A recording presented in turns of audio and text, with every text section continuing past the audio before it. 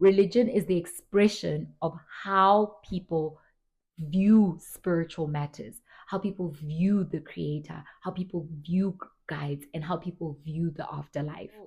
Religion is something that is organized. It's something that is structured. It's something that is man-made. And also it's reflection of other people about matters of spirituality. When we speak of spirituality, we speak about the state of knowing, a state of spiritual experiences in the form of dreams, in the form of spiritual revelations that come from the spiritual source, be it izithunywa, which are spirit guides, or idlozi, which are ancestors. Religion was used as a form of control. African spirituality is the knowing of the creator.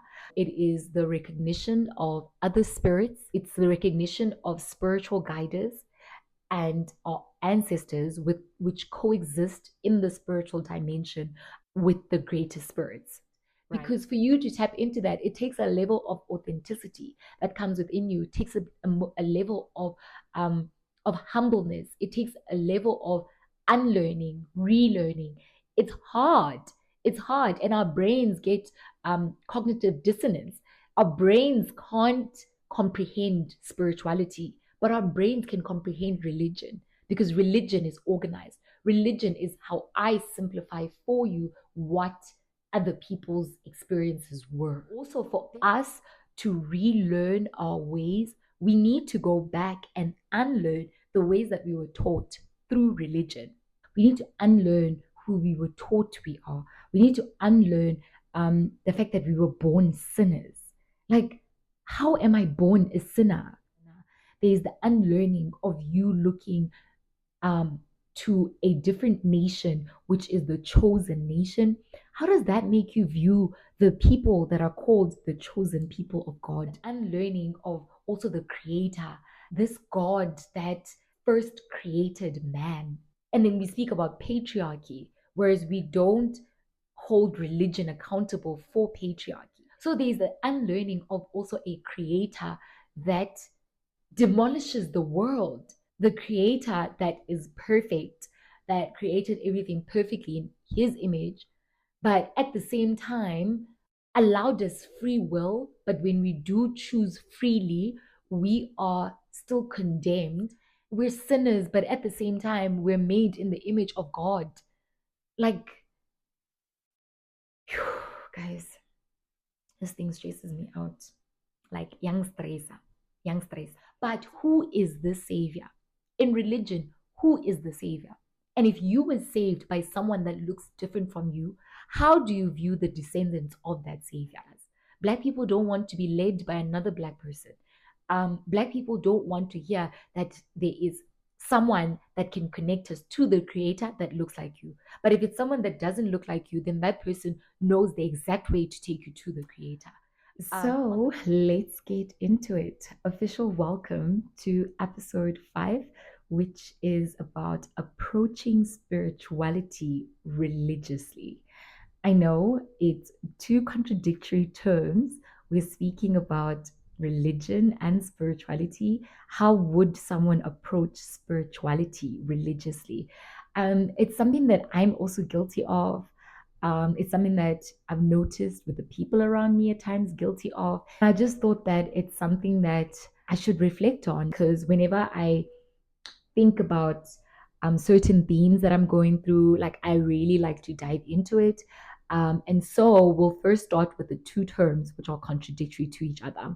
So I want us to first speak about, like, as we approach this topic of approaching spirituality religiously, we'll be speaking about what spirituality is, and also what religion is, and also differentiating the spirituality aspect to what is African spirituality.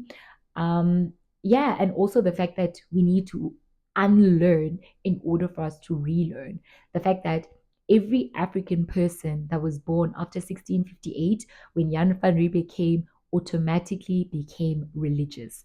And I would like, before we delve into this topic, like I would highly also recommend for you to also go and research more about how religion was introduced to the African person. The African person is not a religious person, it's a spiritual person. So I'm also going to be speaking about that. And then also speaking about also some concept of religion that are sometimes forced down on us as Africans to make as if religion is our thing, whereas it's not. Yeah, and then just the difference between the two, like how do we approach spirituality spiritually, and then how do we approach spirituality religiously, right? Yeah, let's get into it. Experience. We said that spirituality is a lived experience. It's about the dreams that I receive. It's about the guidance that I get from my spiritual guider. It's about taking in the spiritual revelations. Whenever I listen to the revelations that the spiritual central being sends to me, I then have a time where I look at myself in the mirror physically to actually see, like, from this teaching, where am I? Being honest with myself. This has nothing to do with other people. If I am seeing that I am falling short, then I am lighting my spiritual candles and I am asking my pure spirit guides to assist me to get to here. I'm able to acknowledge because this is my lived experience. Spirituality is about me being able to check my own individual spiritual journey, right? My own individual growth. Growth has nothing to do with our physical possessions. You having a car, having a house, having a job has nothing to do with your spiritual growth. Only you know how much you've grown by you being able to assess how you deal with your problems, how do you approach situations now as compared to how you used to before.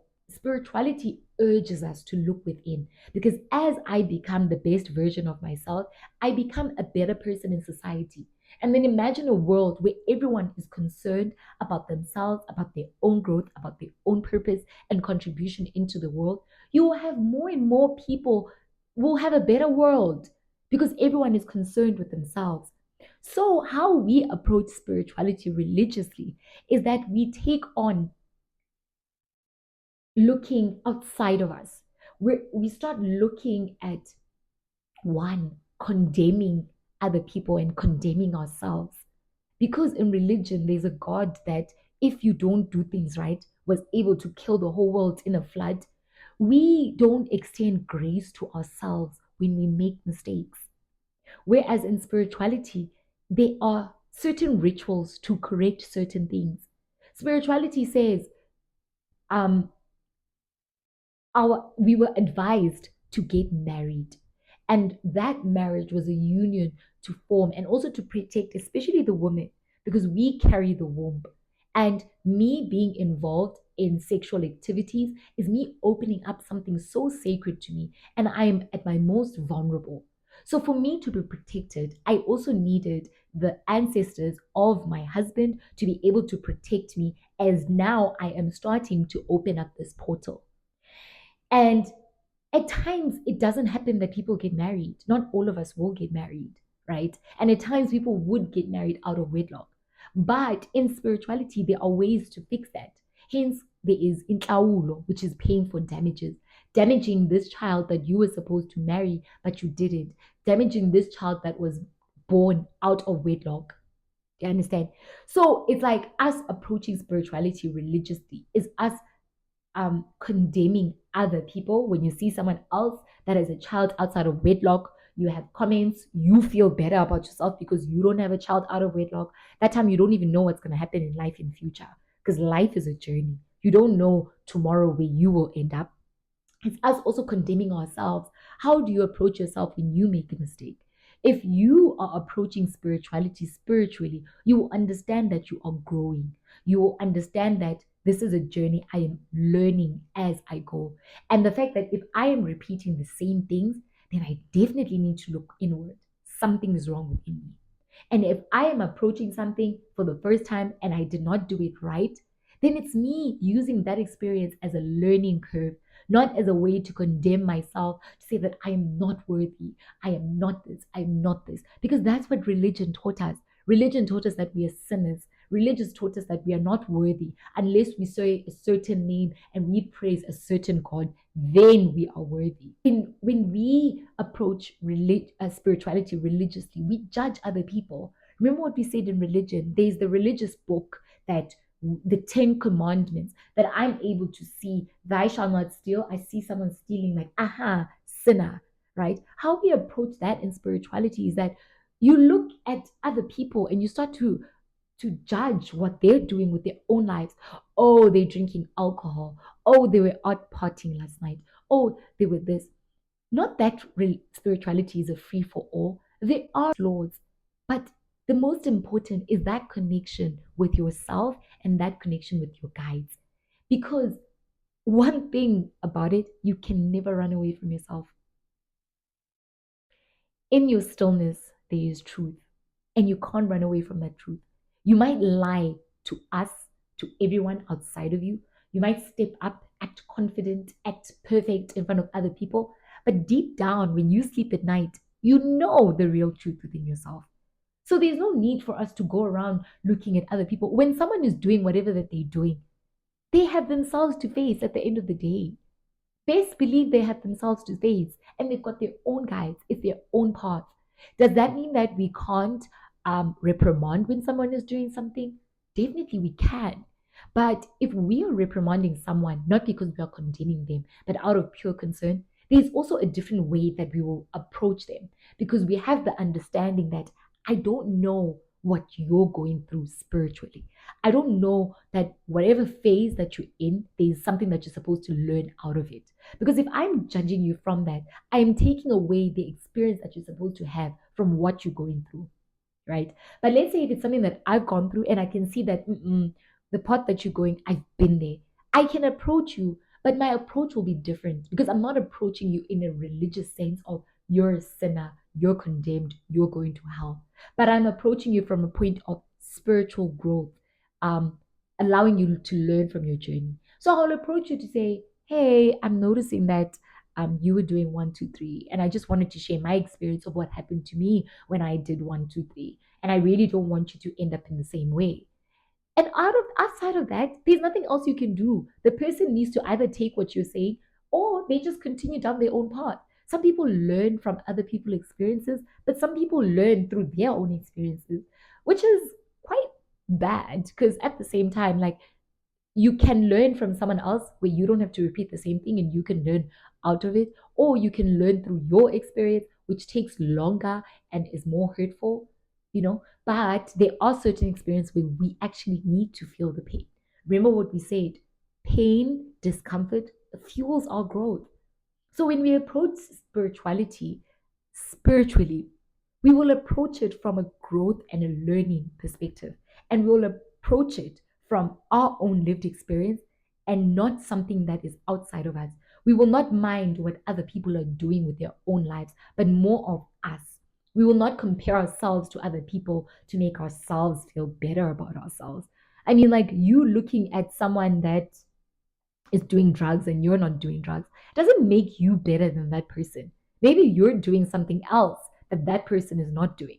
So it has nothing to do with what the other person is doing, but it has to do with you. It has to do with your truth. It's about being honest with yourself. So yeah, this made me highly reflect, especially because I think it was 2 weeks ago or 3 weeks ago, where at the spiritual home, in Booi was speaking about sexual sin and whether or not sex is a sin. And it's so funny how um like how people got excited when Imboni was saying that sex is not a sin. It just depends on the context, right? Because then people are like, now I can finally go have sex when I'm not married. Yeah, now I can finally. But it's like, see, again, we're approaching spirituality religiously, right? It's like we were not having sex because it's religion says, oh, sex is a sin, so I'm not doing it. Again, you were not doing the act not because it's something you didn't want to do, but because it's something you were told. And now when someone else comes to you and says, it's not a sin. Like sex is something that was created by the creator to reproduce. It's not a sin, but it has context, right? The sinning part is when we break the laws, the spiritual laws, because there are spiritual laws.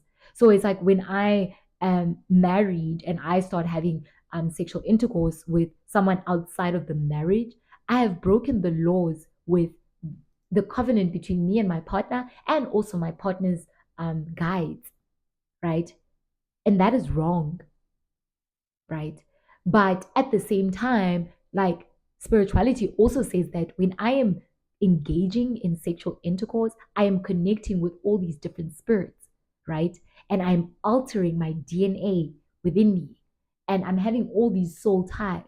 And hence, it was more advisable that you do it when you're married. Because when you're married, you are in a commitment, you are in a union, there is protection from the guides, there is the blessing um from the creator, and also I'm now binded to do it with this one person so that I'm not connected with all these people. So when we approach spirituality spiritually, it actually affirms our actions, where we're not doing something because we're scared of going to hell, but we're not doing something because I now have a greater understanding of the repercussions of this thing. There's a difference between being condemned and also consequences. Condemn, that's religion. You're either going to hell, you're done. But consequences, every action has a consequence. And spirituality also accepts the fact that there is right and wrong, there is good and evil, which coexist. That's where we will end. This was a heated one, and I'd love to hear your thoughts. So I will end it off with this quote by my favorite author, Brianna West. And it says, when we find it too difficult to arrive into the present moment, it is almost always because the quiet is telling us something we're not ready to hear. The longer we avoid looking honestly at ourselves, the louder our inner worlds become. When we find the courage to look long enough into our demons, they dissolve into crying children just asking us to set them free. We don't need a lot to be happy, but we do need things that are real. We do need things that grip our hearts and make us feel like we're here for a reason, here to experience something that can only be touched by a human body, understood by a human mind, and loved by a human heart. When we deny ourselves the authentic experience of being alive, we want to reach for more when we want is not to stretch wider the materials, but to go deeper within. The answers we're looking for have been with us all along. The journey has not been about finding the truth, but strengthening our inner voice and inner resolve to choose what we have always known to be right. Even if the world does not understand, even if you might disappoint some people, even if it might scare you or challenge you or make you vulnerable in ways you never have before, the journey is about unbecoming all that we have been to become who we truly are. Thank you so much for listening to yet another episode. Please do share this video with other people. Let's grow this community, and I will see you on my next episode. Bye bye.